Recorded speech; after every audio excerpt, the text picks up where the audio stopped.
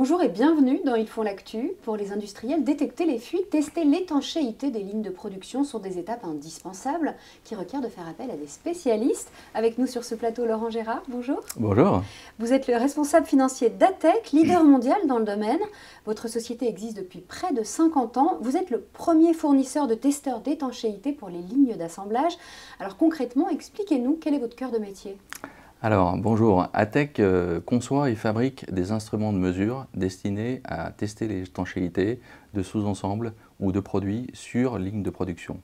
ATEC a été créée il y a 50 ans. Elle intervenait initialement à l'origine sur le secteur de l'automobile et le secteur de l'électroménager, mais elle a énormément développé ses tests pour le secteur du médical, pour le secteur de l'électronique. Pourquoi l'étanchéité est-elle cruciale sur une ligne d'assemblage? Vous pourriez nous donner quelques exemples concrets? Alors oui, pour des raisons de sécurité, l'entreprise qui conçoit ses produits et fabrique ses produits sur une chaîne de production doit assurer la sécurité du client final, mais également se prémunir d'un retour de produits extrêmement coûteux, onéreux en argent, mais également en images. Et donc il est particulièrement important en amont de tester l'étanchéité pour fournir un produit conforme à la qualité requise dans le secteur concerné. Les produits qui nous entourent ont été testés en étanchéité? Absolument. Donc on peut donner quelques exemples. Lorsque vous utilisez un vélo électrique, ce vélo comporte énormément de produits électroniques. Ces produits électroniques sont en étanchéité pour pouvoir être utilisés en extérieur.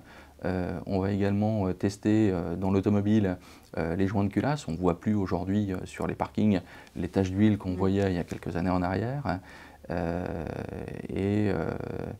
Également, il est important dans le secteur, par exemple, de l'électroménager, de tester les compresseurs pour pouvoir assurer la sécurité et le fonctionnement d'un frigo. Évidemment. Très simplement. Vous travaillez notamment dans le domaine de la santé aussi. On imagine que les normes y sont particulièrement rigoureuses. Elles sont très rigoureuses. On va tester des poches à sang, des seringues, des respirateurs. Nous avons beaucoup travaillé pendant la période Covid pour tester les ventilateurs. Les dispositifs médicaux, ce sont des dispositifs de fluides. Ces fluides doivent être dispensés à un certain volume et le patient, que vous fassiez un prélèvement ou que vous fassiez une injection, doit avoir le bon volume. Si le produit n'est pas étanche, ça peut poser un problème de sécurité.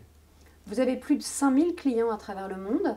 Est-ce que les normes varient d'un pays à l'autre? Alors les normes peuvent varier d'un pays à un autre, mais c'est surtout au client de nous fournir son cahier des charges et de nous fournir le niveau de fuite qu'il veut pour son produit. Donc on va s'adapter au cahier des charges du client tout en connaissant effectivement les normes d'un pays à un autre. Alors une partie de votre activité concerne les nouvelles mobilités, les véhicules à hydrogène, les véhicules électriques. Vous pouvez nous en dire un mot? Oui, tout à fait, on en a parlé tout à l'heure, les véhicules électriques, les vélos, les trottinettes.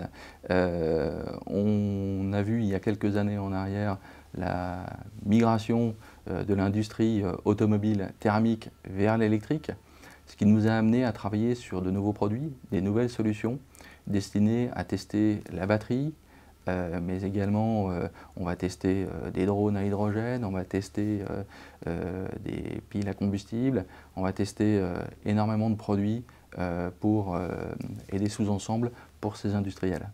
Alors ce secteur, il est quand même assez concurrentiel, et pourtant vous êtes leader. Quels sont les atouts d'ATEC pour faire la différence? ATEC, qui a été créé il y a 50 ans, a tout de suite été dans un développement à l'international.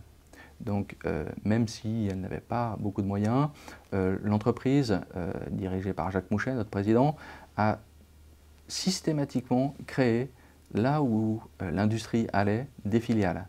Donc, nous disposons dans le monde entier de personnel ATEC qui assure la vente, le service après-vente, la calibration de nos produits avec un niveau de service qui est équivalent, quelle que soit la localisation du client.